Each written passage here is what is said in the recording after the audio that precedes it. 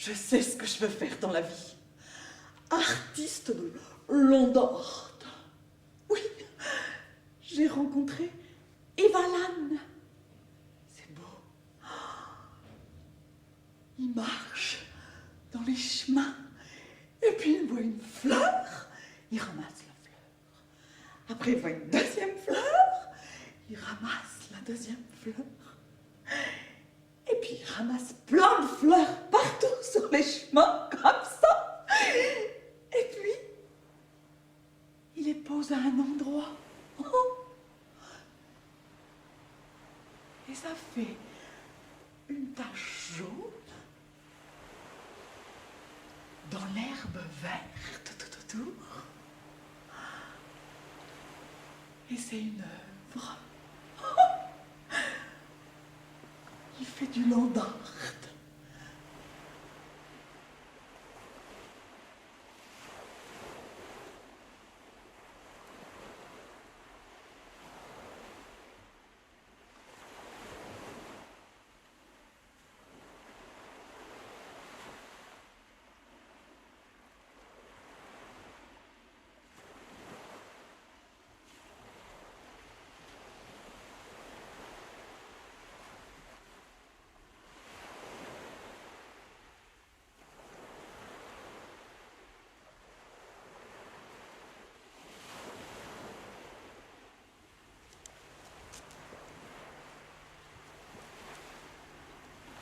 Ce chemin, c'est pas un chemin de balade, c'est simplement, on pourrait dire que c'est un monument.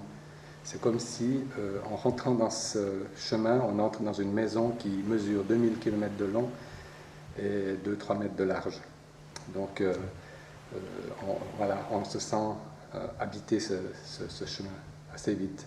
On commence peut-être en étant pèlerin, en étant randonneur plutôt, et puis on finit par être assez vite pèlerin ou en quête, quoi. Le chemin travaille en soi. Alors, moi, j'étais impressionné par justement cette horizontalité, ce mouvement tous les jours, répétition, et en même temps, j'avais besoin d'arrêter ça. Et la même manière à moi de l'arrêter, c'est comme je suis créateur, plasticien, c'est avec mes armes à moi, avec mes outils à moi, de manifester l'arrêt, par opposition justement à la fuite ou au mouvement sans cesse. Et c'est une façon aussi, le fait de créer tous les jours quelque chose à un endroit, de me poser 1 heure, 2 heures, je vais voir jusqu'à 5 heures, c'est une façon de mettre de la verticalité dans ça. Et après, on peut nous repartir dans une horizontalité dans le mouvement, mais on ne le fait plus de la même manière quand on a passé 2-3 heures en touchant les choses, en sentant l'énergie du lieu, en étant bien ou pas bien, enfin en communion avec les lumières, le temps, sous la pluie, le soleil, etc. Et le fait de sentir ça à travers soi et de le faire avec, pose les choses. Et le chemin, le cheminement, après, il est vraiment tout autre.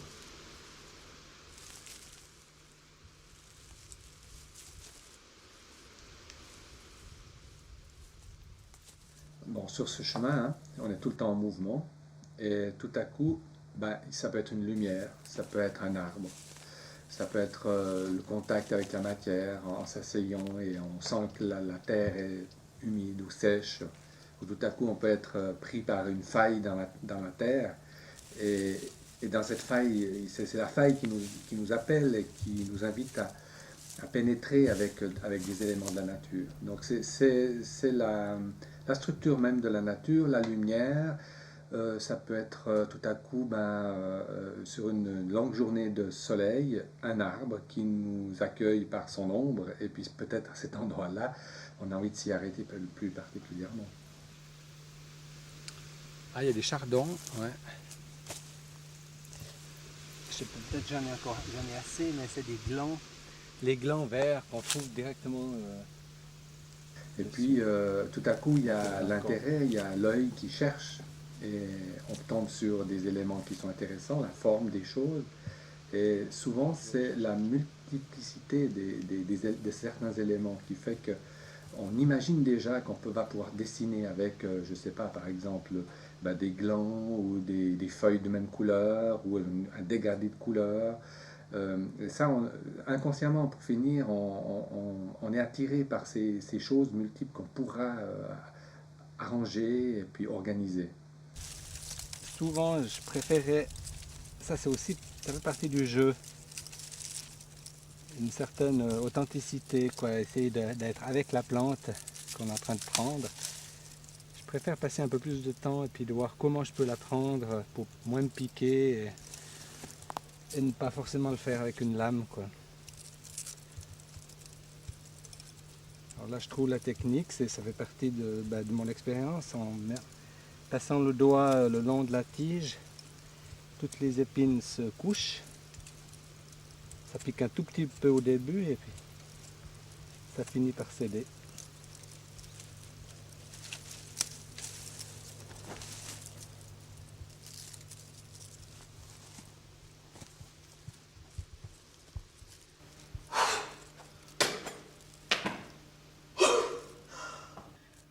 Je suis rentrée en matière aujourd'hui. J'ai fait une œuvre. Une œuvre. Je suis rentrée dans la matière. Parce que alors ça c'est l'essentiel à comprendre. Quand on prend des cailloux pour faire une œuvre, eh bien, il faut rentrer dans le caillou. Voilà. Et on rentre dans le caillou.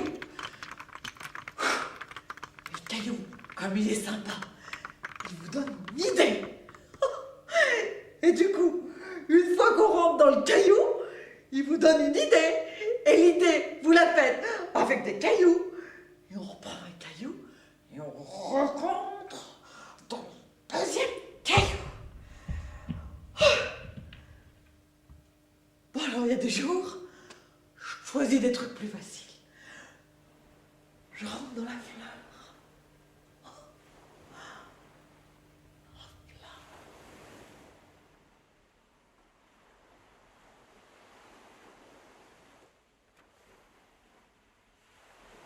Les outils souvent sont sur place, comme là par exemple, j'aimerais faire un trou ici, puis je m'aperçois qu'il y a une petite brindille d'arbre là, petite branche, qui va me servir effectivement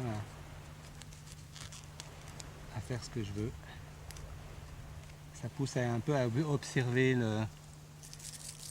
les environs. Voilà. Aussi dans les land art, une partie de nettoyage. Il faut beaucoup dégager des choses pour mettre en évidence d'autres qu'on veut mettre.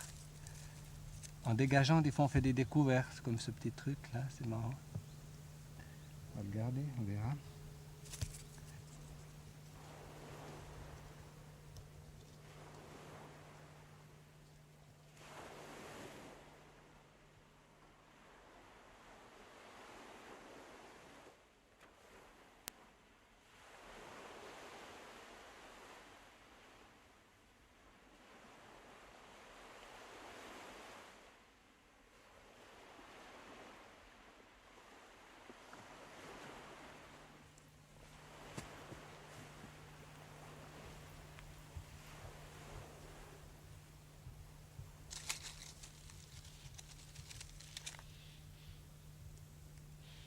Pour moi, la photo, c'est une manière après aussi de me souvenir.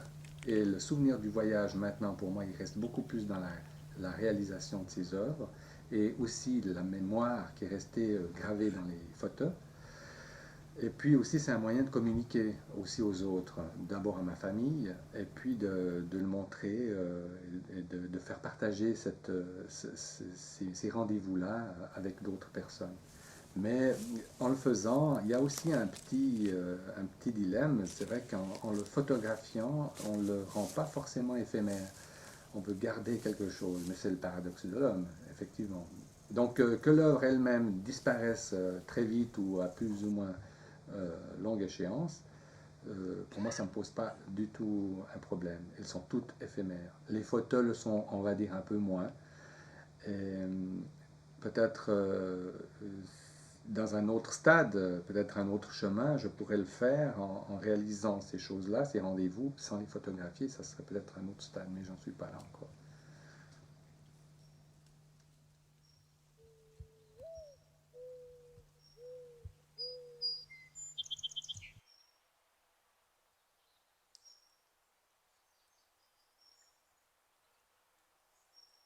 La vie, la mort, la vie, la mort, la vie. Et ben voilà. Moi, c'est à cause de ça que je fais du land art. Parce qu'avec le land art, ça vit, ça meurt, mais après, ça revit. Et puis ça vit tout seul, comme ça, un moment. Et puis ça se défait, comme ça, tout seul, pendant un moment. Et quelqu'un d'autre repasse. Et ça revient à la vie. Oh, ça c'est mixé dans le land art. Voilà. En fait, la mort, la vie, tout ça c'est éphémère. Ce qu'il y a de bien dans le land art, j'aurais horreur de rester coincé dans un musée pour l'éternité, vous vous rendez compte? T'es coincé dans un musée pour l'éternité.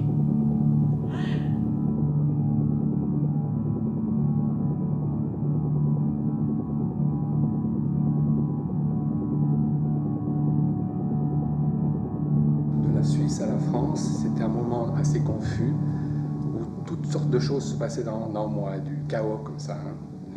Comme les pierres, on marche, et les pierres, c'est vraiment aussi du chaos, et ça passe, et aussi les idées sont comme des pierres, pêle-mêle comme ça en désordre.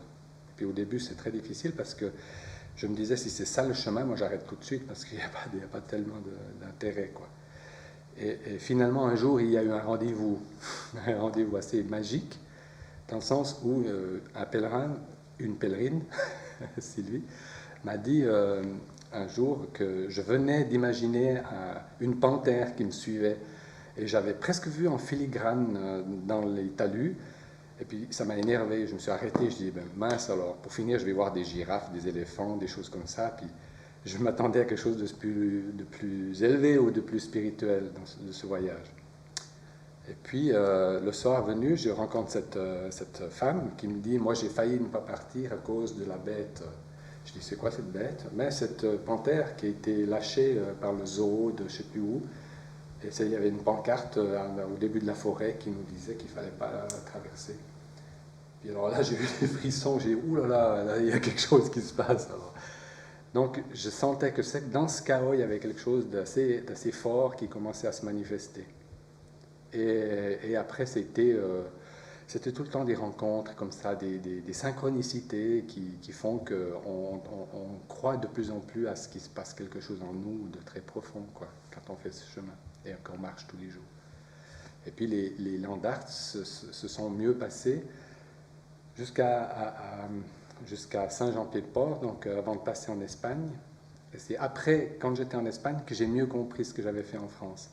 C'est-à-dire j'ai compris que la France, ça va bien avec d'ailleurs, avec peut-être le tempérament français, je ne sais pas, mais c'est une nature qui est très vallonnée, profonde, on monte, on descend, on est dans la forêt, on ressort, et donc c'est quelque chose qui est très proche de l'inconscient. Et je pense que la partie française correspondrait à une partie féminine ou une partie inconsciente. En Espagne, quand on arrive à Pampelune, on s'aperçoit tout de suite que c'est tout autre chose. Vous savez que l'Espagne, alors, par rapport à la France, c'est complètement différent. C'est drôle, quand on passe les Pyrénées, il y a toute une lumière qui arrive. Et puis, il fait déjà plus chaud et la lumière est différente. Et il y a plus de monde aussi sur le chemin de Saint-Jacques. Il y a beaucoup plus de pèlerins. Et puis, les créations changent aussi. Pour moi, j'ai trouvé que c'était différent. Alors voilà, Pied. un pied. Toujours le pied. Alors un pied, il est petit ou les grands pieds à votre Il avis? est grand. Il ferait quelle grandeur? Il fait tout ça. Il est beaucoup plus grand, beaucoup plus grand. 2 fois moi. Et presque, ouais, un peu plus grand que ça encore. Il fait 255 Voilà, il est km. comme ça. 255 Alors si c'était un personnage, ça serait un géant. Hein. Comment j'ai fait ça? Je peux vous le dire. Tu sais? Oui. Allez. Avec des pierres de toutes les couleurs. À pied de Pas tant que ça. dinosaure. Pas tant que ça, tu vois. Elles sont presque un peu la même couleur. Mais je les ai prises où, ces pierres? Bah dans la terre et Là, voilà. Tout simplement à côté, sur le champ d'à côté, de part et d'autre. Je me promène dans le champ, je vois des pierres en surface, je les prends. 3 cailloux, 4 cailloux, 5 cailloux, 6 cailloux. Et puis j'ai pris un 7e caillou.